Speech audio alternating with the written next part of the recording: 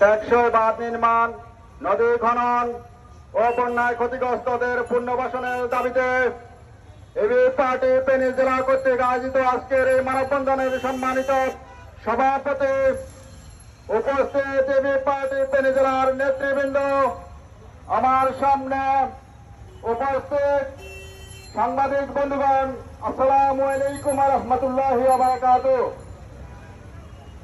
শতাব্দীর ভয়াবহ বন্যায় সমৃদ্ধ ফেনী জেলা আজ বিরান ভূমিতে পরিণত হয়েছে। পানি উন্নয়ন বোর্ডের দুর্নীতিগ্রস্ত কর্মকর্তাদের যোগ সাজসে অপরিকল্পিত এবং দুর্বল বাঁধ নির্মাণের কারণে আজ গৃহস্থ পরিবার, ফেনীর মানুষের ঘরে ঘরে আজ হাহাকার। নদী খনন, টেকসই বাঁধ নির্মাণ না করার কারণে ফেনীর মানুষ এখন বৃষ্টি দেখলে কান্না করে। আমরা গণঅভ্যুত্থানের মাধ্যমে যে সরকার এসেছে, নোবেল বিজয়ী ডক্টর ইউনূস সাহেবের সরকারের প্রতি অনুরোধ করব, দেশপ্রেমিক সেনাবাহিনীর তত্ত্বাবধানে সকল বাঁধ টেকসইভাবে নির্মাণ করার জন্য আমরা দাবি জানাচ্ছি। মহড়ি, কহুয়া, জিওলিয়া নদীর নাব্যতা ফিরিয়ে আনার জন্য, নদী শাসন করার জন্য, নদী খনন করার জন্য। আজ কৃষকের ক্ষেতের ফসল, গোলার ধান, গবাদি পশু সব হারিয়ে আজ কৃষক নিঃস্ব। আমরা সরকারের প্রতি দাবি জানাচ্ছি, ক্ষতিগ্রস্ত ফেনীবাসীকে পুনর্বাসন করতে হবে।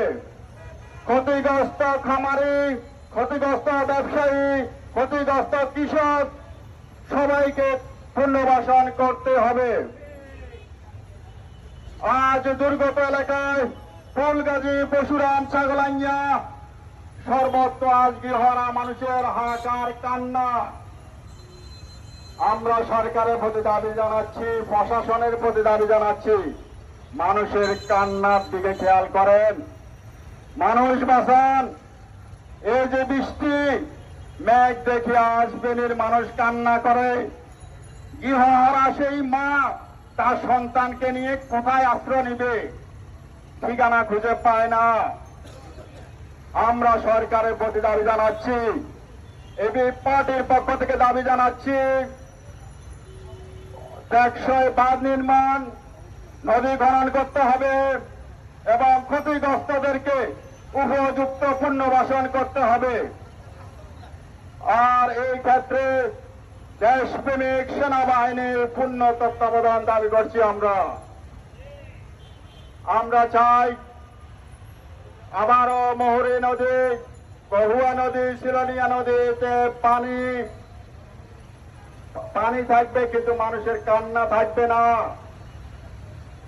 বাঁধ নির্মাণ, নদী খনন এবং পুনর্বাসন হবে, ফেনীর মানুষ আবার স্বাচ্ছন্দ্য বোধ করবে। আমি এই আশাবাদ ব্যক্ত করে আমি আমার বক্তব্য এখানে শেষ করছি। আল্লাহ হাফেজ। বাংলাদেশ জিন্দাবাদ। এবি পার্টি জিন্দাবাদ। আসসালামু আলাইকুম।